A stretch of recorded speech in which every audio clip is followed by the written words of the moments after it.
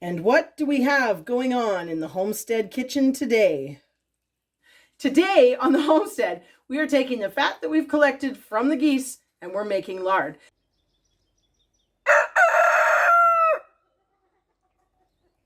Geese have amazing lard.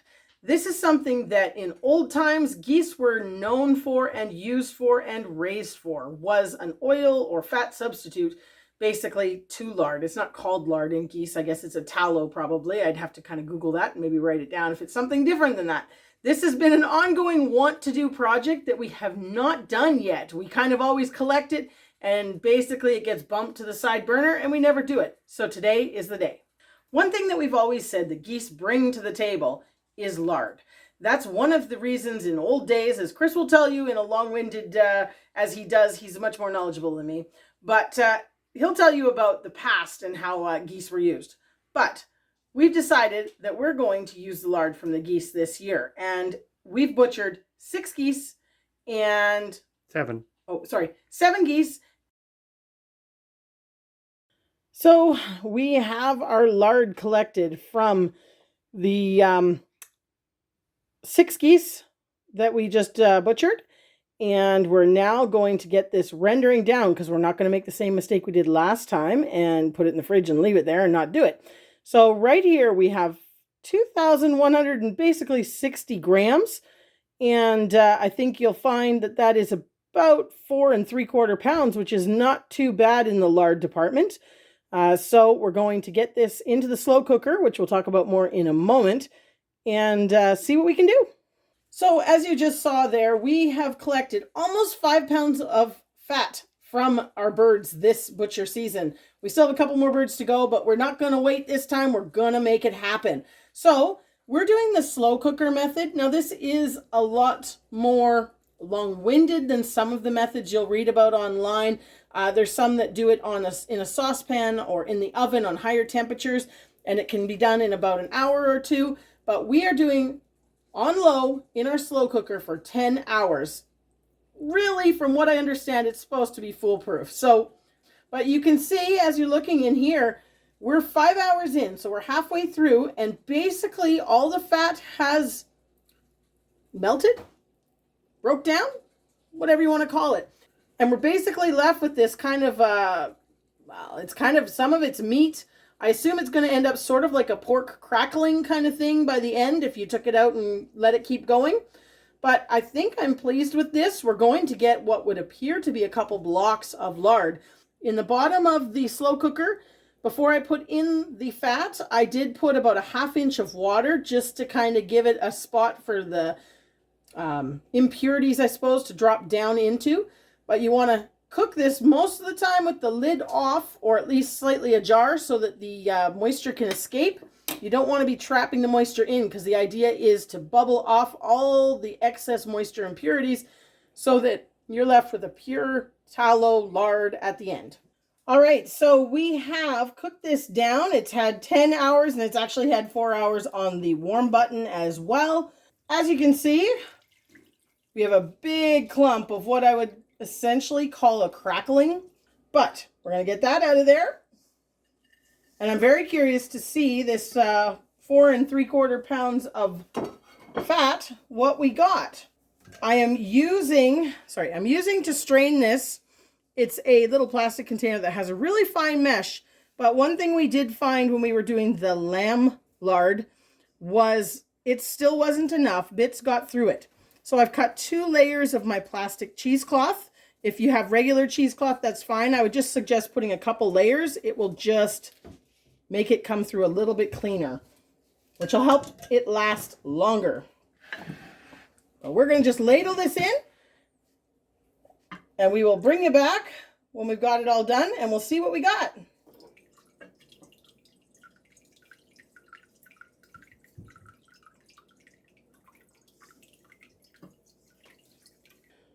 So look at that. We have 8 1-cuppers and a little bit left over. And to be honest, if I hadn't spilt some on the floor, we probably would have had a full 9-cup jars here filled with the goose lard. Now, goose lard, one of the things about it is it's going to remain liquid at room temperature. So we are actually going to put these down into the fridge so that they set to be that solid color. And we'll kind of bring you back when we see that. I'm really curious to see if I managed to cook it long enough to get all the water out of it. That's something that I've had trouble with the lamb lard. So we'll bring you back after these have had a chance to solidify. And we'll talk a bit more about the joys of goose lard.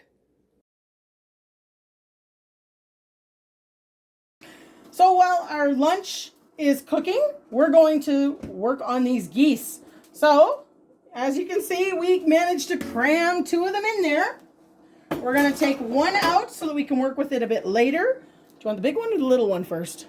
Do the big one first. Big one first. So we're going to take the little guy out and set him aside.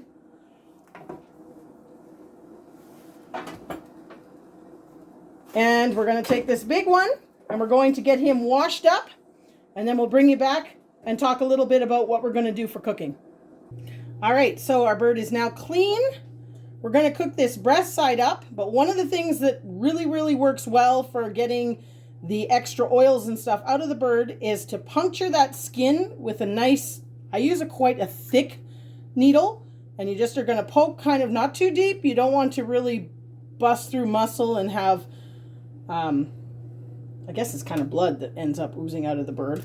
But make sure you get a few pokes in the bottom. I don't know if you can see that all right. Doesn't have to be perfect.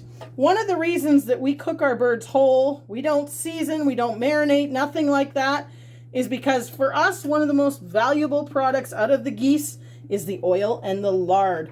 We then can it all up and keep it for use, well, basically all through the year. It's a wonderful, long-lasting keeping oil.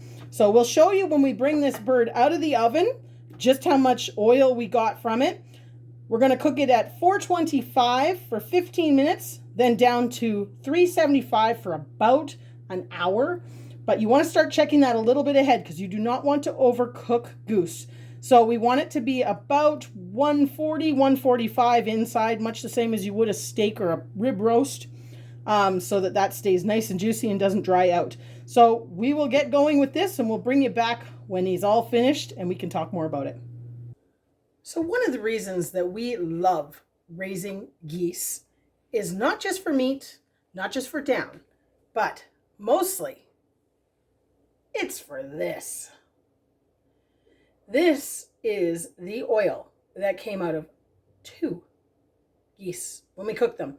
This isn't even including the lard that was pulled out of the cavities when we were actually doing the butchering process. This is the oil that came out of the bird while cooking. And I love this because with the price of oil nowadays, this makes the geese even more valuable. Now, if you were going to be using oil quite quickly, I would say you could be quite fine doing this. What I've done is I used a little sieve and I lined it with 2 sheets of my cheesecloth, my plastic cheesecloth. It's a very fine grade, and my cat wants outside, but it's pouring rain. So as soon as I open the door, she's not going to want to go outside, but you can hear her scratching. Anyways, this has been strained through the sieve with 2 layers of cheesecloth, so there's very little in it. It will keep for a very long time, but you can see on the bottom here, we've got a little bit of sediment now. This has sat overnight. So that's why you can see it's starting to solidify here. And I would like to not have that because that is the part that will make this go rancid quicker or potentially be something that goes bad. So even though it has rendered while I've cooked the bird, I'm still going to cook it again before I jar it for longer term storage. So what I have is my big pot, and I've put 1 cup of water in the bottom. The same way you would render any other fats that you've taken from animals. We're going to basically just pour this oil into the water and let it kind of simmer. Now, if you were starting from scratch, you would be doing the whole long cooking process of rendering this. I often use a slow cooker. That works really well in my opinion, as you saw earlier in this video with the goose lard. Slow cook, 10 to 12 hours, amazing, pretty much foolproof. But with this, because it's already kind of rendered in the oven when we were cooking the bird, we're just going to kind of put it into the pot, let it simmer at a low boil for probably about an hour, and hopefully all the water will evaporate out, but it'll also help to just clean that top layer of the oils. And then you'll just have basically a little bit of sediment that sits in the bottom and that little bit of water. And hopefully we get a nice clean product that will store for a long time. So we're going to do that, and then I'm going to bring you back when it comes to jarring. But from 2 birds, more than a liter of oil. We have finished processing the goose oil from cooking the geese, and honestly, so impressed with what we've gotten. So I have 1 liter here, which is actually purely filtered. This was really, really good. It was kind of that oil that sits in the top. That's why I put that little bit of liquid in the pot so that the other stuff sat to the bottom. So I'm confident that this is going to have some real long shelf life in the fridge. And we also got, I kept this because I wanted to show you what I'd used. We also have almost another cup of oil that came from it. Now this was the bottom of it, and it filtered, but I'm not confident that it will long keep. So we're going to try and use this up a little bit quicker. But what I really wanted to show you was this is last year's goose lard. This has been in the fridge since last year. Still solid, still clean, gorgeous consistency. I love this for cooking. You can use this for pancakes, any type of cooking that uses an oil or a butter, and there is no goose smell to that. I do notice a bit of a goose smell when it's still warm and liquidy, but once that's cool, that just is like lard. Now, the next thing I'm going to show you, on the bottom of that jar, you're going to see some of the brown sediment. That's what I'm talking about, that I think is going to be inside the jar that I did the second, the little one, the 1 cupper jar. That's what I'm concerned is going to be in the bottom. But saying that, it didn't affect the storage on the goose lard from last year. So, and it is almost a whole year. Just while we're on the topic of lard, one of the interesting things I wanted to show you, because I think this is my favorite lard for cooking, is our sheep lard. Look at that. It's absolutely beautiful, white, hard, firm. I still keep this in the fridge. I imagine you could probably can it if you wanted, but we have an extra fridge, so we have space to store it. But that has got to be my favorite go-to lard, is the lamb lard. We'll wrap up this video downstairs where we're going to show you just how those jars that we can did. But all in all, we haven't even processed all the geese, and we've already got 5 cups of oil. And I can't remember, we'll talk about that in a moment, how many, I think it was 8 jars of, maybe 9 of the lard downstairs. So we'll go down, check those out, and wrap this video up in a moment. It's been a bit of time, and our lard that we processed from the geese is now set in our jars, and all the jars except for 1 sealed, which is fantastic. You can see them here. These will, I think, be shelf stable until probably late spring when it really starts to warm up down here. Then whatever hasn't been used is going to have to go into the fridge. But to be honest, I'm so enjoying using this as a butter substitute. I mean, I think I even talked about it maybe in this video. I don't know if I did, or maybe it was on a live. Anyways, about using this instead of butter on a grilled cheese sandwich. And it was amazing. But I'm going to show you here quickly just how beautiful this stuff's set. It just looks fantastic. Nice, clean, not white, but not, it's creamy colored. I was a little bit concerned because the lard came in looking a little bit on the corn colored side, but it's processed down beautifully and has gone nice and clean.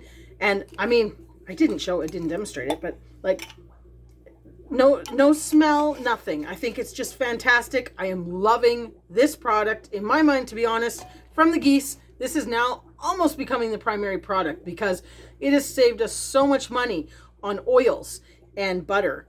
I can't even talk about how good it is. So we're going to keep going with the Geese, obviously.